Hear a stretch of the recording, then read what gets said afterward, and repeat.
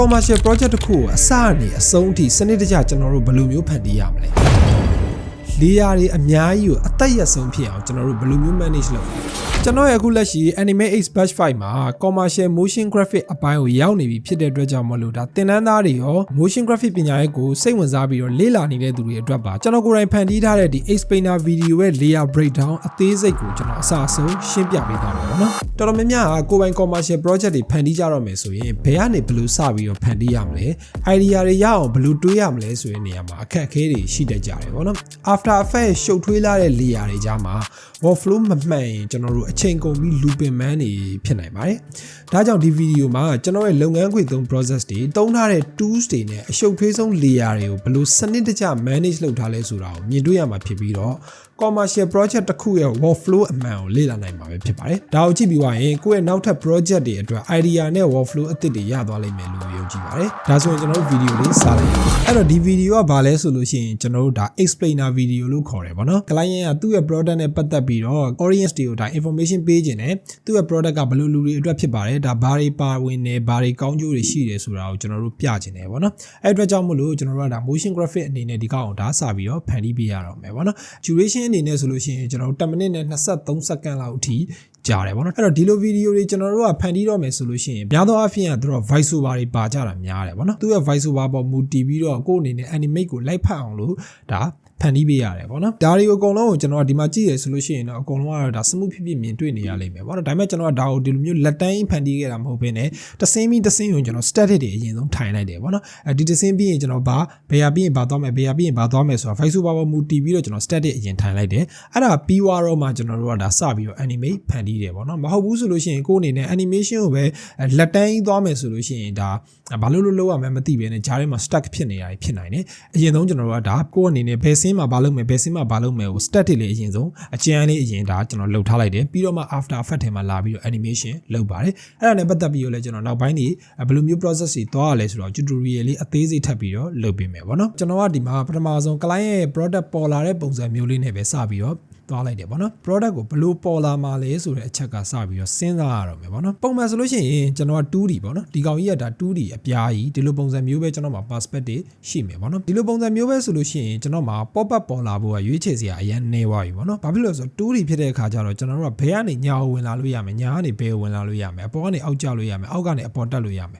်ပြီးရင် scale နဲ့ပေါ်လာမလားပေါ့နော်ဒီလောက်ပဲ option ရှိမယ်ဒါတွေကကျွန်တော်တို့ဒါ industry မှာလုပ်နေကြပုံစံမျိုးတွေကြီးပဲဖြစ်နေရပေါ့နော်ပတ်ပတ်လေကျွန်တော်မှာ packaging ရှိတဲ့အခါကျတော့ကျွန်တော်ဒီဟာ 3D ပုံစံမျိုးလေးပြန်ပြီးတော့ဖန်တီးလိုက်တယ်ပေါ့နော် 3D ဆိုတာ fake 3D ပါပဲ 3D modeling ဘာညာကျွန်တော်လုပ်ထားတာမဟုတ်ဘူးပေါ့နော်အဲ့ဒါနဲ့ပတ်သက်ပြီးတော့လဲကျွန်တော် Anime X YouTube မှာကျွန်တော် tutorial လေးတင်ထားပေးပါတယ်ဒါသွားပြီးတော့လေ့လာလို့ရပါတယ် product fake 3D ကိုဘယ်လိုမျိုးဖန်တီးလို့ရလဲဆိုတာပေါ့နော် product ကို 3D ဖန်တီးလိုက်တဲ့အခါကျတော့အခုလိုမျိုးလေးကျွန်တော် product ကိုလှည့်ပြီးတော့ပေါ်လာတဲ့ပုံစံမျိုးလေးစပြီးတော့ရပါတယ်ပေါ့နော်အဲ့တော့ဘာဖြစ်လဲဆိုတော့ကိုယ့်အနေနဲ့လည်းရွေးချယ်စရာ option ကိုမှများပါတယ်ကိုယ့်အတွက်လည်း portfolio ရတယ် client ကလည်းသူ့ရဲ့ product ကိုပတ်ပတ်လည်းမြင်ရတဲ့အခါကျတော့ပို့ပြီးတော့ဒါအဆင်ပြေတယ်ပေါ့နော် okay နောက်ထပ်တစ်ဆင့်မှာတော့ကျွန်တော်ကဘာလို့သွားထားလဲဆိုလို့ရှိရင်သူတို့ကဒီတက်ကြီးပိုင်းတွေအာဟာရဖြစ်အောင်လို့တောက်တဲ့ဖြည့်ဆွတ်စာဆိုတော့ဘာလုပ်ထားလဲဆိုလို့ရှိရင်လူကြီးပိုင်းတွေကိုပြဖို့အတွက်ကိုကျွန်တော်စပြီးတော့ရှာရတော့မယ်ပေါ့နော်အဲ့ကြရင်ကျွန်တော်ရွေးချယ်စရာရှိတာ static သုံးမလား footage video သုံးမလားဆိုတာစပြီးတော့ကျွန်တော်ရွေးချယ်ရမယ်ကျွန်တော်တို့က motion graphic မှာ video ဖန်တီးနေတာဖြစ်တဲ့အတွက်ကြောင့်မို့လို့ပုံကြီးတက်စာလို့ရှိရင်အခုလိုမျိုး video ရွေးချယ်လိုက်တာပို့ပြီးတော့ကောင်းတယ်ပေါ့နော်အခုလိုမျိုး stock video လေးတွေကျွန်တော်တို့ထည့်ပြီးတော့သုံးပေးလို့ရပါတယ်ဘာဖြစ်လို့လဲဆိုတော့ motion က video ကလှုပ်နေတဲ့အချိန်မှာရုပ်တရက်ကြီး stay ကောက်ရက်သွားတယ်ဆိုလို့ရှိရင်ကြည့်ရတာသိပြီးတော့မကောင်းတော့ဘူးပေါ့နော်ဒီ footage နဲ့ပတ်သက်ပြီးတော့ကျွန်တော်တို့ဒါ pixel မှာလည်း download ရတယ် pixel တို့ vitizi တို့ freepik တို့ဘာလို့မှာကြိုက်တဲ့နေရာမှာသွားပြီးတော့ video footage အနေနဲ့သွားပြီးတော့ download ရပါတယ်ဒီ footage ကြီးကိုကျွန်တော်ဝင်လာဖို့အတွက်ကို transition တစ်ခုစပြီးတော့သုံးရတော့မယ်ပေါ့နော်ပုံမှန် transition မျိုးတွေကျွန်တော်မသုံးမဲနဲ့အခုလိုမျိုးလေး client ရဲ့ logo ကိုကျွန်တော်ပြန်သုံးပြီးတော့ logo ထဲမှာ stock video ဒါ alpha ဖောက်လိုက်တယ်ပေါ့နော် scale နဲ့တက်ပြီးတော့ဗီဒီယိုပေါ်လာတဲ့ပုံစံမျိုးလေးဖန်တီးလိုက်တယ်ပေါ့နော်ကိုယ်အနေနဲ့ဒီလိုမျိုးတွေလည်းဒါဖန်တီးလို့ရပါတယ်ပုံမှန်ပုံကြီးရိုးတဲ့ပေါ်လာတတ်စားလို့ရှိရင်ဒီလိုမျိုးလေးတွေဖန်တီးလိုက်တာပို့ပြီးတော့ကြည့်ရတာပို့ပြီးကောင်းပါတယ်ဒါမျိုးတွေဆိုမြင်တွေ့နေကြပါကျွန်တော်ရုပ်ရှင်တွေဘာတွေမှာဆိုလို့ရှိရင်ဒီလိုပုံစံမျိုးတွေအများဆုံးသုံးကြတဲ့အရာပေါ့နော်ဒီမှာဆိုလို့ရှိရင် client ကသူ့ရဲ့ product မှာပါဝင်တဲ့ဒီ procare formula တို့ high protein တို့ high fiber ဘာညာကိုဒါပြကျင်တယ်ပေါ့နော်အဲ့ကြရင်ကျွန်တော်တို့ပုံမှန်တွေးလိုက်မှာပါလဲဆို product ကိုအလယ်မှာထားရင်လည်းထားမယ်ဒါမှမဟုတ်လို့ရှိရင်တနေရာမှာထားပြီးတော့ ဒီ Procare တို့ High Protein တို့ဘာလို့ဘေးနားကနေ pop လေးတွေပေါ်လာတဲ့ပုံစံမျိုးလေးတွေလုပ်မယ်ဆိုပြီးဒါတွေးလိုက်တယ်ဒါပုံမှန်တွေးလိုက်တဲ့ဟာပေါ့နော်ဒီမှာဆိုလို့ရှိရင်ကျွန်တော်ကသူ့ရဲ့ sticker ကိုလှီးထုတ်ပြီးတော့ 3D ပုံစံမျိုးလေးပြန်ကြွပေးလိုက်တဲ့အခါကျတော့ဒါပို့ပြီးတော့ကြည့်ရတာကောင်းပါတယ် product ကို 3D ကျွန်တော်လှည့်လိုက်တဲ့အချိန်မှာဒီကောင်လေးကြွတက်လာတဲ့ပုံစံမျိုးလေးဒါဖန်တီးလို့ရတယ်ပေါ့နော်အဲ့တော့ဒီ scene မှာဆိုလို့ရှိရင်တော့ကျွန်တော်ကဒါရိုးရိုးတန်းစာပဲရေးရတော့မယ်ပေါ့နော်အဲ့တော့စာပဲရေးရတော့မယ်ဆိုတဲ့အချိန်မှာဘာဖြစ်လဲဆိုတော့ကျွန်တော်တို့ထားပါတော့ဘယ်လိုရေးမလဲပေါ့နော် background တစ်ခုကတော့ခံရတော့မယ်ရိုးရိုးတန်းစာကြီးပဲကျွန်တော်သွားရေးလို့တော့မရတော့ဘူးအဲ့တော့ background တစ်ခုခံရတော့မယ့်အချိန်မှာဘာဖြစ်လဲဆိုတော့ရှေ့မှာသုံးခဲ့တဲ့ကျွန်တော်တို့ background အပြာတွ